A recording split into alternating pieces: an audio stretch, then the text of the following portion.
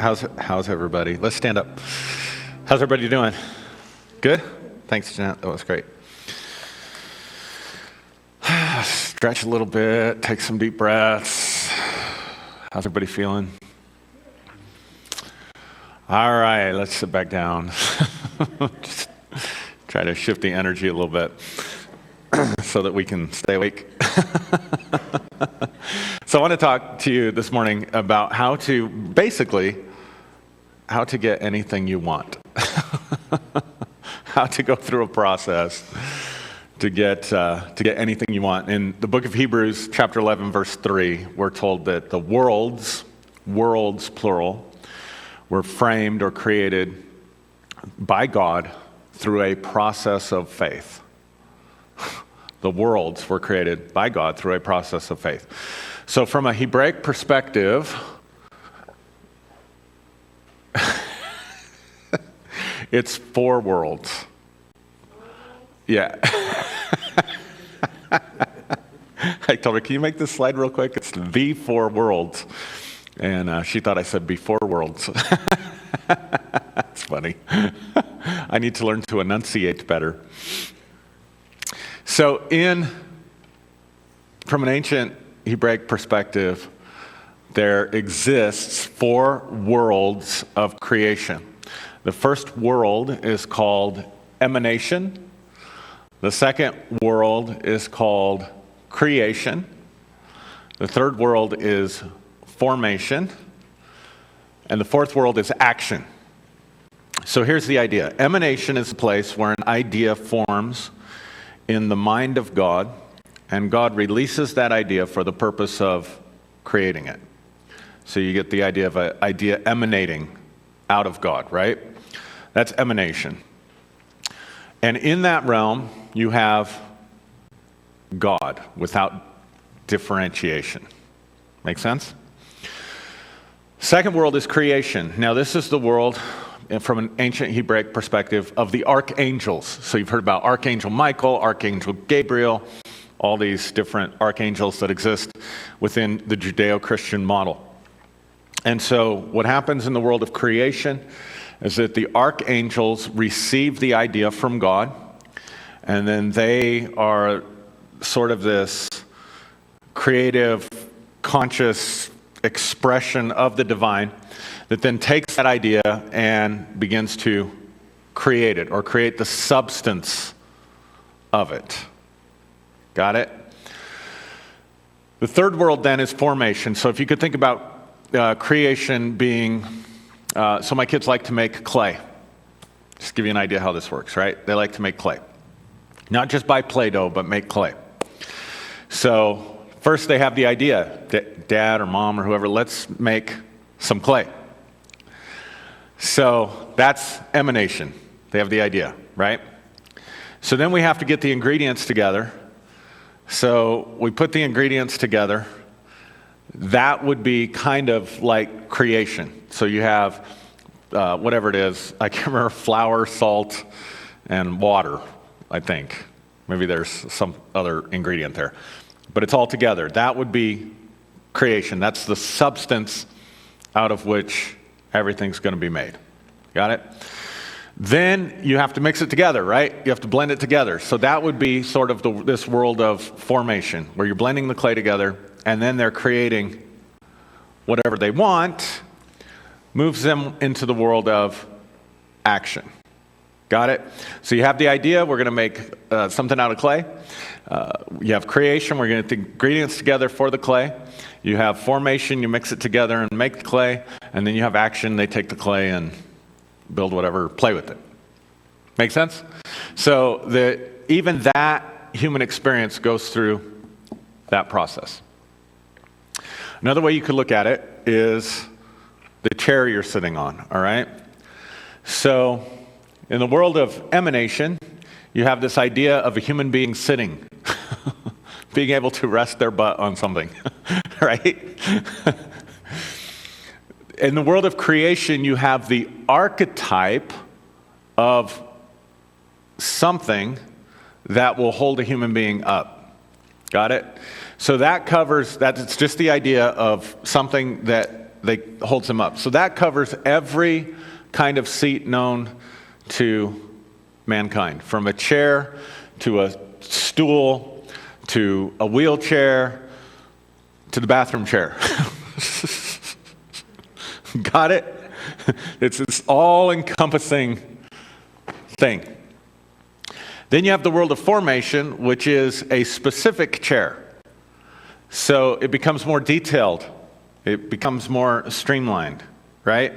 So the chairs that you're sitting in, somebody had the idea to make it that shape, that size, out of that material, and that color. Got it?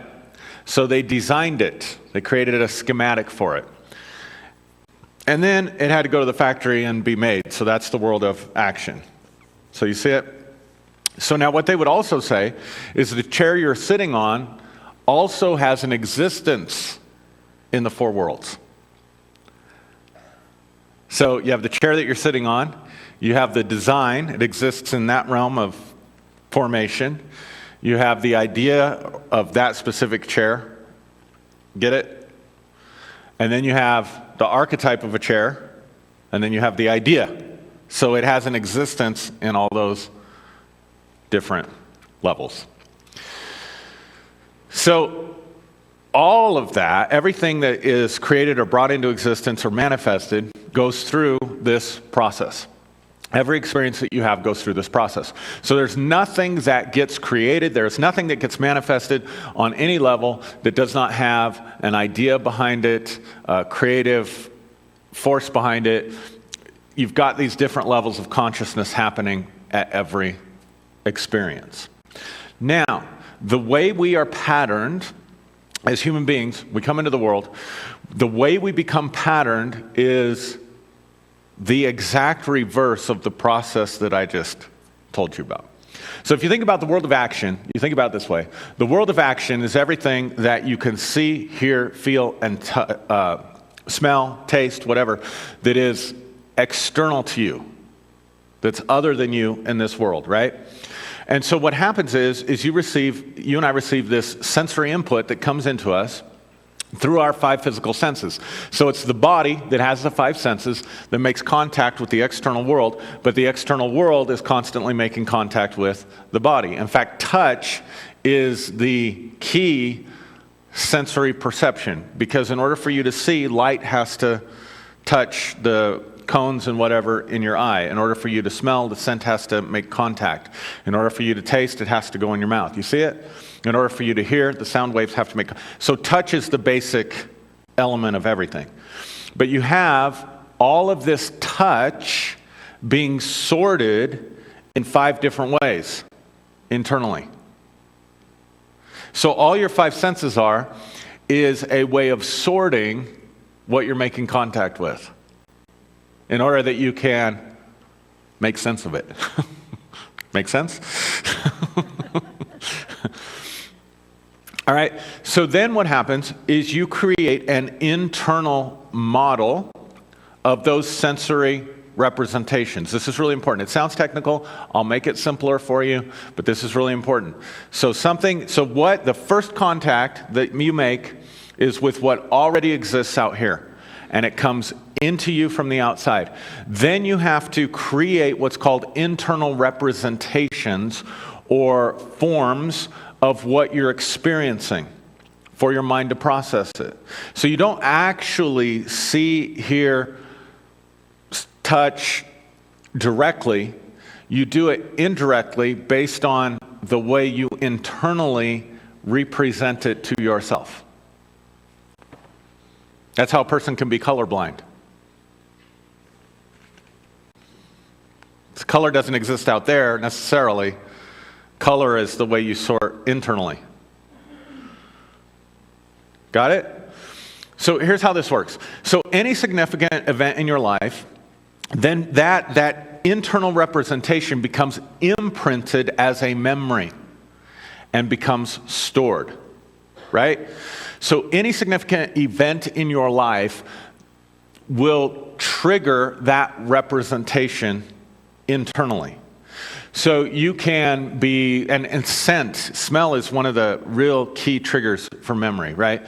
So if you always went to grandma's house and grandma always made you a certain, chocolate chip cookies, and so then you go into home, maybe somebody else's house, and they're cooking chocolate chip cookies, and you have such rich memories of being at grandma's house when she'd make the chocolate chip cookies, and you would smell that, and what would come to your mind? Being at grandma's house, right? And you could see grandma's kitchen, you could hear grandma's voice, you could feel the feelings that you felt back then, but none of it's coming from the outside world. It's not a direct external experience. It's completely an internal experience that you mapped out. Make sense? Or you smell a cologne or perfume that maybe, let's just say, it's outdated, right? But it takes you back to maybe a time in high school, or it takes you back to a certain date, or your first love, or my first boyfriend, girlfriend, wore that, whatever the case may be. Got it? So then you're seeing what? You're seeing that person, you're seeing those events, you're re-experiencing it. How do you do that? Because of all those internal representations. You're not just thinking about it, you're re-experiencing it with visual, auditory, with sight, sound, taste, touch, whatever. You tracking? So what's happening is all this information's coming in, you're creating a sensory template, or a sensory diagram, or a sensory schematic internally, right? So that then is the world of formation. You see it? Then you step up, let's say, to the world of creation, and here's what you do there. You start to comment internally about what you've just experienced and represented to yourself. So, you see it? So you have an experience, you at grandma's, you're having the cookies, and you start telling yourself, you start putting ideas on top of that, and layering ideas with it. Oh, this is so wonderful. Oh, my grandma loves me so much. Oh, I just love going to grandma's. Boy, I love how that stuff tastes. See what you do? And then you layer it with even more thoughts. Maybe this is later on in your life, and you start thinking, I miss grandma. Boy, I miss grandma. So now you've put a thought on top of that. And then you begin to think, maybe grandma died or whatever. And so then you think, well, life is really short. Life goes really fast. You just keep layering ideas and thoughts on top of thoughts on top of thoughts. And all that stuff internally then becomes the diagram of your current state of consciousness. So then here comes the challenge. Every time you have more input coming into you, you then have to make that input go someplace in your internal map. So in other words, when you're creating that experience with grandma, or whatever the case may be, and you're layering it with your thoughts, you're creating an internal map of consciousness. And then what you and I end up responding to is not the external reality. What we end up responding to is our internal map of consciousness. And that's what we act off of. So now it becomes even more complicated, because when new information comes in, I have to find some place to put it on my map. So let me give you another example. We learn by the external world. You didn't come into the world knowing what death was. Probably. You didn't come into the world necessarily knowing what sickness was, or knowing that your body ages. Your body grows and you're growing up, but you don't think about aging. So what happens is you have experiences of feeling sick. You have experiences of watching other people age, maybe, especially with pictures these days, right? You can look back at the picture and say, oh my God, I didn't think I'd aged at all till I look at a younger picture of me and I'm like, oh my God, I can't believe I look like that. Or you see how that works? So what happens? You're creating a map about the human body based on your external experiences that says the human body ages, the human body gets sick, and the human body dies. Right? So that becomes your schematic. So now you go to the doctor, and the doctor tells you you have cancer, you have diabetes, you have high blood pressure, you have whatever the case may be, right?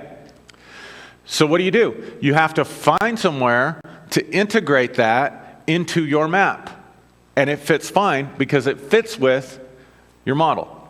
Let's make it a little more, let's take it a little bit further. Let's say aging. You have a belief based on your experience that the body has to age and that certain things happen at certain ages, right? So you wake up in the morning. Now, here's the truth of the matter. You can wake up in the morning at 19 years old and have a backache, or your joints can hurt, right? And you don't think anything of it because in your map, you're still young. So watch how you filter the information. Oh, gee, my shoulders hurt today. I don't know what that's about. Maybe I'll take a aspirin or something, or maybe I was too active yesterday, or whatever. But the aging process doesn't fit there. Got it? But you turn into you get up into your later 40s, and all of a sudden you get up and you just have a normal joint ache. You just have a normal backache or a normal pain somewhere in your body. And what do you say? Oh, where does it fit on the map? Oh, I'm getting old.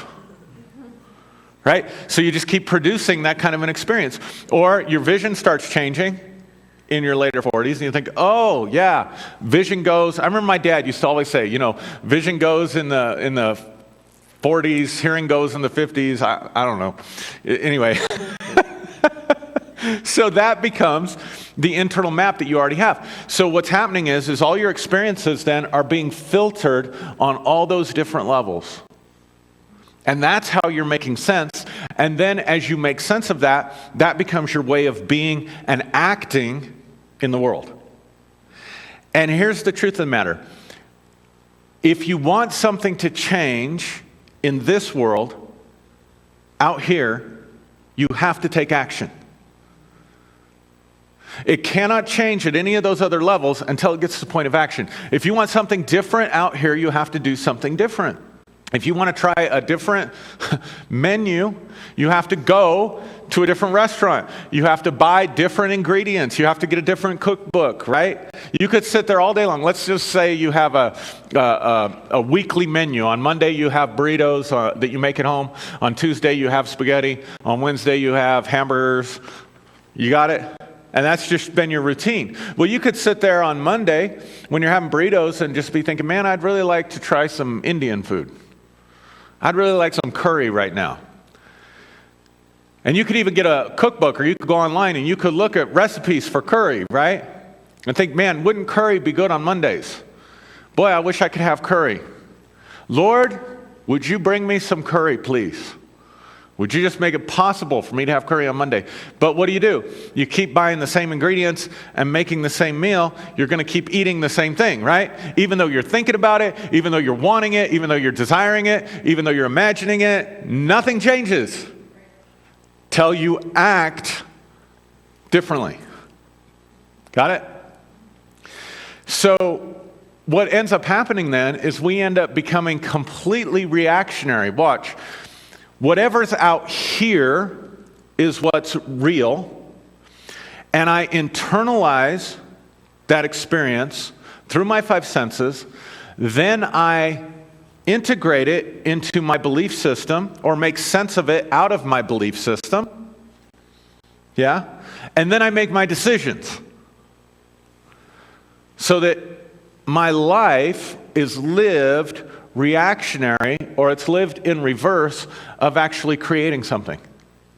I'm not creating anything, I'm responding to what's already been created, and I've reversed this creative process. I'm going up the ladder, if you will, instead of down the ladder. Make sense? Now, if you want to manifest something different, then you can take it through these processes by knowing where to start and where to finish. So the starting point is whatever your external reality is. So let's say that you have sickness in your body. How do you know that you're sick? Well, unless the doctor told you. But how do you know to go to the doctor? You experience a sensory something, right? My body doesn't feel right. I'm getting dizzy spells. I'm getting short of breath. Whatever the case may be, right? So you're having a symptom. You're having a pain in your body. So that's the first thing that seems or appears real. And then you process it in terms of, I'm sick, I need to go to the doctor. The doctor says, yeah, you're sick, here, take this. See it? Now, when you reverse the process, let me change the terminology for you. I could have given it to you in Hebrew, and that would have even made it more complicated. But let's just reverse it. Emanation is the world of ideas. It's the world of ideas. So when you're talking about the chair, the emanation, the way the chair exists already in the world of emanation is the idea of a human being sitting. Yes? So let's say you want to change something. Let's say you want to have something. You first have to get the idea. So let's say you want to go on vacation. Right? You want to go on vacation. So that means you have to break the pattern of your usual working life or whatever it is that you're doing. You have to have the idea. I don't have to always get up every day and go to work every day of every week of every year of my life. I can actually do something different. And I don't have to stay in my home. I can actually go somewhere different. So you have the idea, let's have a vacation. Got it? Then you take it through. It's not. Then you have to be creative. Well, what kind of vacation would I like to take? So you have creativity, right? What kind of vacation would I like to take? I know. I'd like to get away someplace warm. I'd like to get away someplace tropical. I'd like to be near water. I know. Let's take a vacation to Cancun. Right? So now you're working it through until you get to the world of incubation. I have to start incubating. What would it be like to go to Cancun? So what do? You got to find a resort. You got to find a plane ticket. So now you're formulating in your mind all the specifics that go into that vacation. It's not enough to just sit there and say, I'd sure like to take a vacation. Right? Well, when do you want to take it? Where do you want to go? How are you going to get there? You have to go through that entire process. So I'm gonna take off. I got the last Friday of this particular month off, or week. I'm sorry. Off, so I'm going to take my vacation the next week, so I get the extra day with it, and we're going to leave on that Friday. So then you have to pick your destination, you have to pick your airline, you got to know how you're going to get from the airline to the whatever, right? So you're incubating the whole process. But guess what? As long as you're just incubating it, you're only dreaming about it. And so you tell your friends, boy, I'd sure like to take that vacation. Man, I think a vacation to the Bahamas or wherever, Mexico would be wonderful. Oh, I talked to people that did it. Oh, man, we could take this airline. I don't know if they have Uber there. They probably do. We could take an Uber, Whatever, right? So, but until you actually do something, until you actually ask for the time off, until you actually book the vacation, until you actually do those things, nothing's going to happen, right? So it has to go through, am I belaboring the point enough? It has to go through all the processes, but watch the reversal. Instead of being at the beach and starting from what's out here, I start with the idea. So the very last thing I have is the physical experience. The other way, where consciousness is sort of developed, I have the experience first, and then I formulate it and process it and have ideas about it and beliefs about it, right? This is totally different. I have the idea and I take it through the reversal process, and the very last thing that I experience is the physical reality. So what about if it comes to something like that you feel like you don't have the power to change? And it could be on any area. It could be maybe you want a relationship with someone that's going to be your, quote unquote soulmate, or your body is sick and you want your body to get well, or you're stuck in a certain socioeconomic bracket and you'd like to increase your income. But let's just take illness as an example, right? So in order for you to manifest whatever it is that you want to manifest, you cannot look at the sensory input first and make the decision that that's how it's always going to be, or that that's how it is. Because as long as you do that, you keep working the process backwards. See it? So let's go back. You're working it backwards, right? So you have to have the idea, I would like to be healthy. You have to have the idea, I can be healed of this. You have to have the idea, I can increase my income. You have to have the idea, I can build better relationships. I can make more friendships. And it could be something as simple as taking a vacation. Maybe you don't have the money or the time or whatever to take a vacation. Maybe you want to go to Europe, and that just seems like that's outside of the realm of possibility for you. So you just decide, I'm going to spend a month in Europe in the summer, right? So that's the idea. That's emanation. Now, when you get to the level of creation, that's really at the point of your decision. You decide that you're going to have it. So you can think about creation as the decision to make it. Right?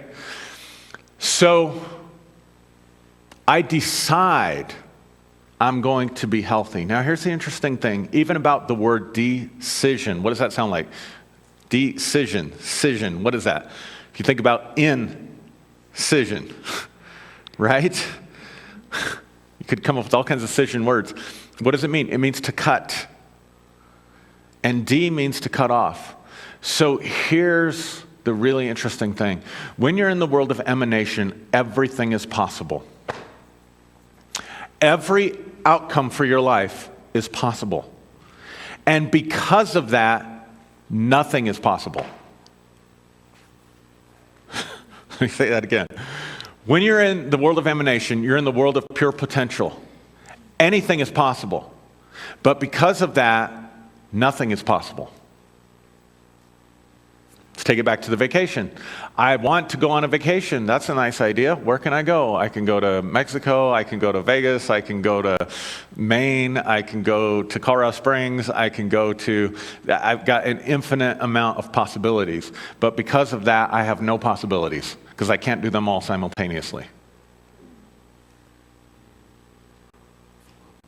So that you can have all things that are possible and nothing that's possible all exist in this realm. So the next thing that must happen is I must decide. I must make, this is the direction I'm going to go, and so I cut off all the others. So if I decide we're going to go to Cancun, we're going to go to Playa del Carmen, whatever, and we're going to sit by the beach, guess what? I just cut off every other possibility. I cut off Europe, I cut off Maine, I cut off Colorado Springs, I cut off Florida, I cut off Disneyland, all of those things end.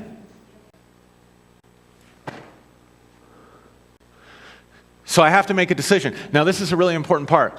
This is a really important part, and this is where people oftentimes mess it up in the walk of faith or the law of attraction or whatever the case may be, because they haven't made a quality decision in favor of what they want to have. They're still conflicted. Well, maybe I do, maybe I don't. It's like the person wanting the vacation. Well, maybe we want to go to the beach, but then again, it might be nice in the summer to go someplace like New England. I mean, we've never done that before. Maybe we could just drive down the New England coast or something. There's beaches there. I mean, maybe we should do that. No, I really like this idea over here. Well, and so you sit down and you start thinking about booking and you're just like,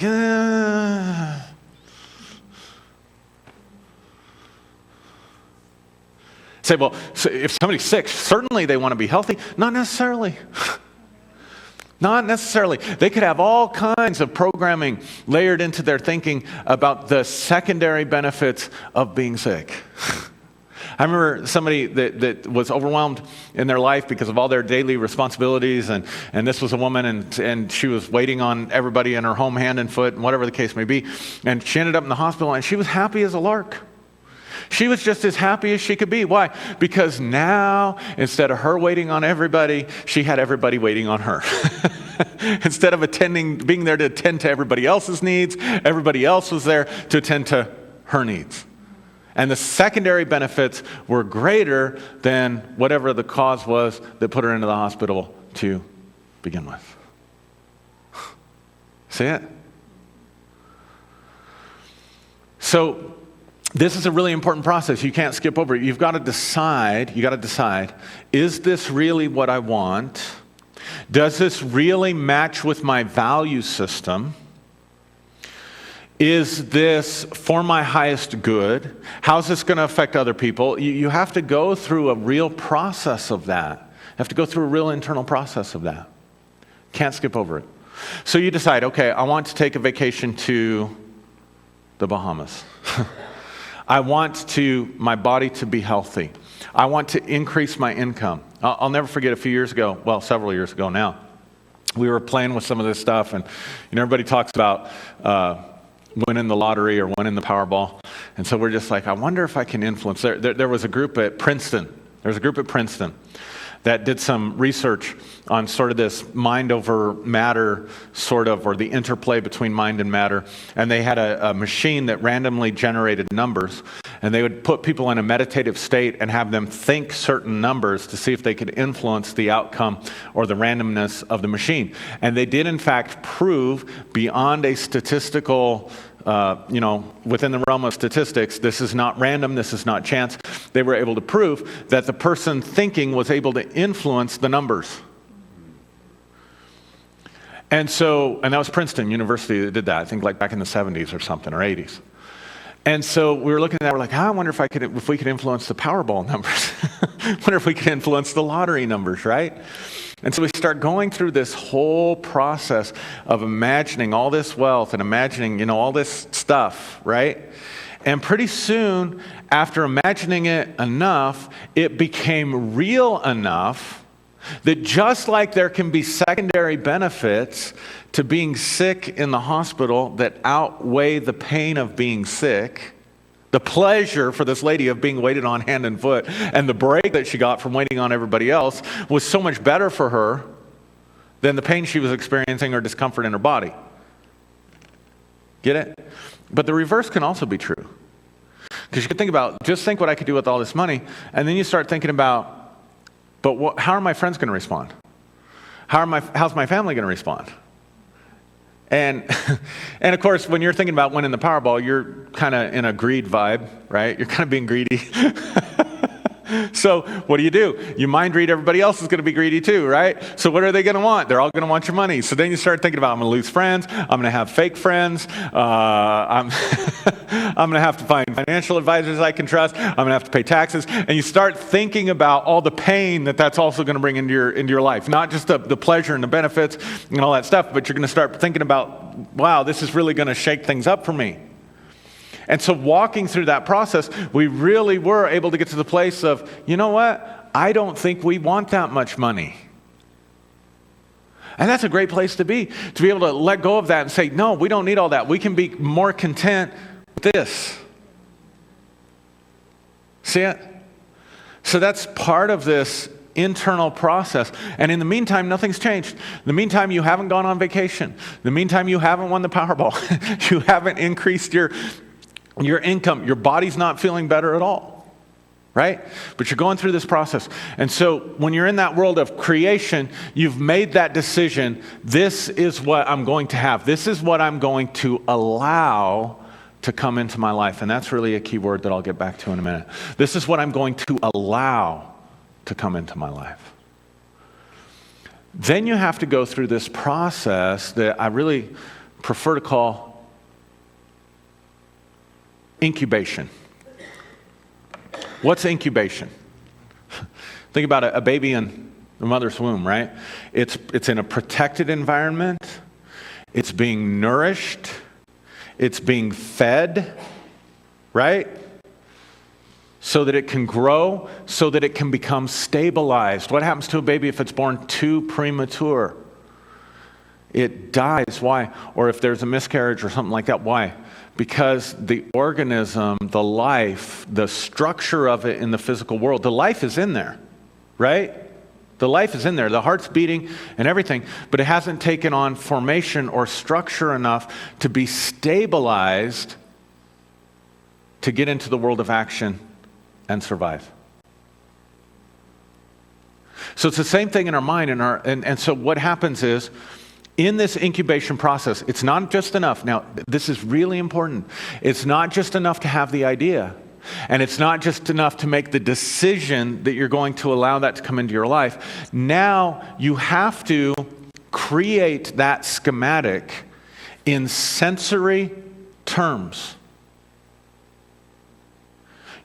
Because remember, if everything comes into you first as sensory input, as seeing, hearing, feeling, in order for it to get out from you here, you can't bypass that world. And that's where most people miss it, especially Christians and whatever, or people that believe in faith. I remember back when, in the day when we were all into faith, everything was about the Word. Everything was about agreeing with what the Word said, or making a decision that this is what you're going to have, right? And so you'd get sick, and you'd look at the Scripture that says you could have healing, and you're going to stand on that Scripture, and so you just say it over and over and over again, and you affirm it, and more often than not, nothing happened. Why? Because you're still just in the realm of creativity. You haven't brought it through the matrix of the world of formation. You have not brought it through the womb of formation. And what is the womb of formation? The womb of formation is the womb of the imagination. You have to see it in your mind's eye, in detail. You have to hear it with your mind's ear. You have to, and here's the really important part, you have to begin to feel it as though it's already real and true in your life. Because remember, the gate between the world of action and the world of formation is touch. Light has to touch the receptors. Sound has to touch. Got it? So and every feeling registers somewhere in your body.